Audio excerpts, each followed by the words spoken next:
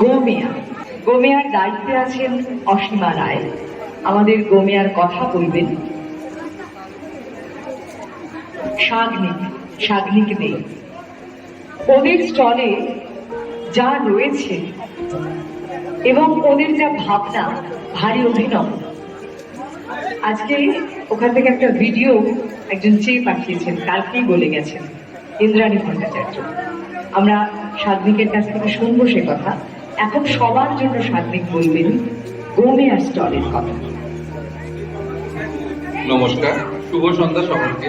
দিদি বলছিলেন বিশ্ববিদ্যার একটা প্রাঙ্গণ গুরুদেব রবীন্দ্রনাথ ঠাকুর তৈরি করেছিলেন উদ্ভাবনী চিন্তাকে আরো অগ্রসর করার জন্য, এবং এই উদ্ভাবনী চিন্তাটাকে এগিয়ে নিয়ে যাওয়ার একটা ছোট্ট প্রয়াস গোমেয়া। এখানে আপনারা দেখবেন গোবর বা এই ধরনের বর্জ্য পদার্থ সাথে প্রায় 80 রকমের হিমালয়ান হার্বস মিশিয়ে আমরা কি অভিনব উদ্যোগ নিয়েছি। আমাদের স্টলটার আশপাশ দিয়ে গেলেই আপনারা একটা সুগন্ধি অনুভব করবেন, এবং সেখানে আপনারা দেখতে পাবেন কেমিক্যাল ফ্রি ধূপবতী আছে, অর্গ্যানিক পটস আছে যেগুলোতে আপনি চারা গাছ মাইক্রো প্লান্টস এগুলো তৈরি করতে পারেন। এছাড়াও রয়েছে গিফট আইটেম, এছাড়াও রয়েছে ইনসেক্ট রেপেলেন্ট যেটা ভীষণভাবে কার্যকরী। আমাদের এই প্রয়াসটা শুধুমাত্র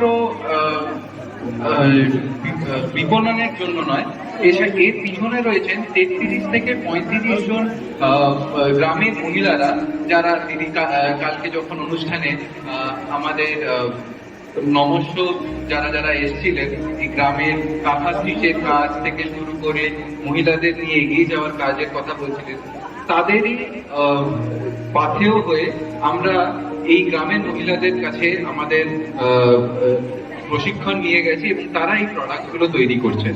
আমাদের স্টলে আসলে আপনারা দেখতে পাবেন গিফটিং এর একটা অভিনব উদ্যোগ রয়েছে, যেখানে আমরা চেষ্টা করছি আমরা যখনই কাউকে গিফটিং দিই সেটা যতটা তার মনে দাগ কাটবে তার থেকেও বেশি ফাংশনালিটি বা তার বাড়িতে যেন সেটা ইউজ হয় সেটার প্রতি আমাদের একটা সবসময় চিন্তা থাকে, এবং সেই চিন্তাকে সম্মান করে আমরা আমাদের গিফটিং আইডিয়াস গুলো নিয়ে এসেছি।